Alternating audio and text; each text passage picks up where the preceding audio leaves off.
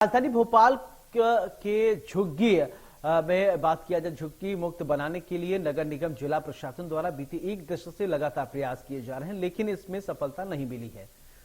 दरअसल झुग्गी बस्ती के रहने वालों को मकान तो मिल गया, लेकिन वो अपना पूरा कब्जा नहीं छोड़ते हैं। इसलिए इसी वजह से झुग्गी बस्ती खत्म होने की बजाय तेजी से बढ़ती जा रही है। एक दशक से शासन द्वारा झुग्गी बस्ती खत्म करने के लिए 2000 करोड़ रुपए की राशि खर्च की जा चुकी है। मध्य प्रदेश की राजधानी भोपाल, जिसे झीलों की नगरी भी कहा जाता है, लेकिन अब ये नगरी झीलों की नहीं, झुग्गियों की नगरी बनती जा रही है। जी हाँ, सही सुना आपने। सरकार भोपाल को स्मार्ट सिटी बनाने का दावा कर रही है, लेकिन ये झुग्गी बस्तियां शहर के ऊपर एक बदनुमा दाग है। झील और तालाब जहां इस शहर की खूबसूरती में चार चांद लगाते हैं, तो ये झुग्गियां बस्तियां शहर में काले धब्बे की तरह हैं, जिसे चाहे जितना मिटाने की कोशिश करो वो हटती ही नहीं है। अधिकारियों, नेताओं और भूमाफियाओं का गठजोड़ इस कदर मजबूत है कि आज तक इनका विस्थापन नहीं हो पाया। झुग्गी मुक्त शहर का सपना हर सरकार दिखाती है, लेकिन क्या ये सपना कभी साकार हो पाता है, इसका ही हम रियलिटी चेक कर रहे हैं। इस वक्त मैं मौजूद हूँ राजधानी भोपाल का सबसे शक्तिशाली जो इलाका कहा जाता है, वहाँ पर मेरे पीछे आप जो देख रहे हैं वो मंत्रालय की सतपुड़ा की बिल्डिंग है। मुख्यमंत्री भी यहाँ बैठते हैं, मंत्री भी यहीं बैठते हैं और सभी बड़े प्रशासनिक अधिकारी भी यहीं बैठकर प्रदेश को संचालित करते हैं। जितनी भी योजनाएं हैं वो यहीं से संचालित होती हैं। तो कह सकते हैं कि सबसे मजबूत और सबसे शक्तिशाली इलाका यही है। तो ये मंत्रालय की तस्वीर है और मंत्रालय के जस्ट अपोजिट आप एक दूसरी तस्वीर भी देखिए, जिससे आपको एक अंदाजा हो जाएगा कि सरकार की कथनी और करनी में कितना अंतर होता है। आपने पहले मंत्रालय देखा, ये मंत्रालय के जस्ट अपोजिट एक झुग्गी वाला इलाका है। यहाँ पर बड़ी संख्या में जो लोग हैं वो सालों साल से रह रहे हैं। कई बार इनको विस्थापित करने की भी कोशिश की गई, लेकिन जो गठजोड़ होता है भूमाफियाओं का, नेताओं का, सरकारी कर्मचारियों का, उसके चलते ये झुग्गियां इसी तरह यहाँ पर सालों साल से यहाँ पर लोग रह रहे हैं। कागजों में इनके विस्थापन के लिए 2000 करोड़ से अधिक की योजना पर काम किया जा रहा है। आप देख सकते हैं कि यहाँ पर मंदिर भी बना हुआ है। इसके साथ ही किस तरीके से यहाँ पर जो शेड लगे हुए हैं उनको पत्थर से, बजनी पत्थर को यहाँ पर रख के कोशिश की जा रही है ताकि ठीक तरीके से उनका जीवन यापन किया जा सके। ये बेशकीमती ज़मीन है, क्योंकि मंत्रालय के अपोजिट ये बिल्डिंग जो झुग्गी बस्ती बनी हुई है, कई बार कागजों में इनका विस्थापन किया गया, लेकिन जो नेता इनको विस्थापित करने की बात करते हैं वही जब वोट बैंक की बात आती है तो इनके साथ में खड़े हो जाते हैं। मध्य प्रदेश में का जो मंत्रालय वाला इलाका है, ये इसको पौष इलाके में भी माना जाता है, लेकिन जिस तरीके से ये झुग्गियां सालों साल से यहाँ पर तैनात है, तो कह सकते हैं कि एक बदनुमा दाग राजधानी भोपाल के चेहरे पर है। राजधानी भोपाल में सिर्फ एक ही झुग्गी नहीं, बल्कि पूरे शहर में 388 ऐसी झुग्गियां हैं। अधिकारी तो इन झुग्गियों को हटाने के लिए कई बार अभियान चलाने का दावा करते हैं, लेकिन इन झुग्गी बस्तियों को देखकर तो ऐसा लगता है कि ये अभियान सिर्फ कागजों पर ही होते हैं। साल 1984 में पहली बार तत्कालीन मुख्यमंत्री अर्जुन सिंह की अगुवाई में अभियान चला, लेकिन दशकों गुजरने और करोड़ों रुपए खर्च करने के बाद भी हालात जस के तस हैं और पट्टों के इस खेल में झुग्गियां आज भी फल फूल रही हैं और अधिकारी, नेता, सरकारी कर्मचारी और भूमाफिया चांदी काट रही हैं।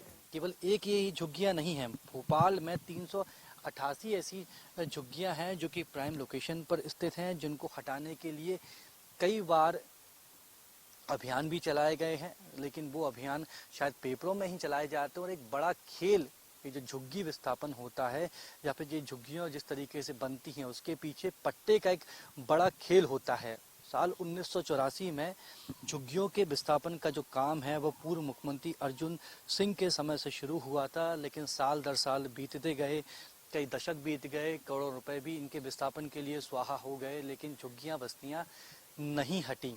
तो ये बताता है कि सरकार करती क्या है, होता क्या है, और जो विस्थापन में जो पट्टे का खेल होता है वो सालों साल से केवल इसलिए चल रहा है क्योंकि जब लोग यहाँ पर रह रहे हैं, इनको हटाया जाएगा तो सरकार की योजना अनुसार, चूंकि ये सालों साल से रह रहे हैं, तो उन्हें पट्टा दिया जाएगा। तो पट्टे का ये पूरा खेल है जिसमें भूमाफिया है, सरकारी कर्मचारी हैं और नेता हैं, और हर कोई इस खेल में में घुसा हुआ है और अपना फायदा ले रहा है।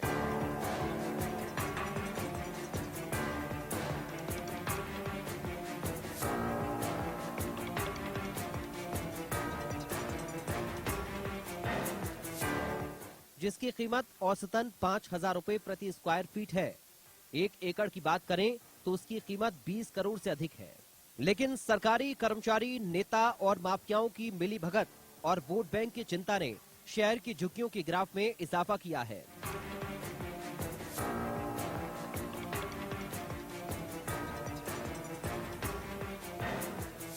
आपको बता दें कि नगर निगम इन झुग्गियों से 700 रुपए हर साल फीस के तौर पर लेता है। यहाँ तक कि झुग्गीवासी एक बत्ती कनेक्शन का 100 रुपए भी देते हैं।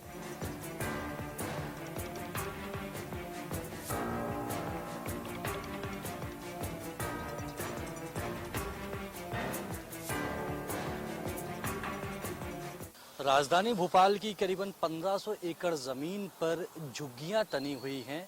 तो कह सकते हैं कि खूबसूरत ये शहर है, झीलों का शहर भोपाल है, लेकिन जिस तरीके से झुग्गियां लगातार फैलती जा रही हैं वो भोपाल के चेहरे पर एक बदनुमा दाग हैं। ये आप देख सकते हैं किस तरीके से ये जो अवैध रूप से पूरे मकान बने हुए हैं, झुग्गी बने हुए हैं, उसकी एक तस्वीर है। बारिश शुरू हो चुकी है, इसके बीच में ही एक नाला बहता है। कई बार वहाँ पर दुर्घटनाएं भी हो चुकी हैं और कई बार इस क्षेत्र को साफ करने की कोशिश भी की गई, लेकिन हर बार जनप्रतिनिधि, भू माफिया, इसके साथ ही सरकारी कर्मचारियों का जो गठजोड़ है वो इन्हें हटने नहीं देता है।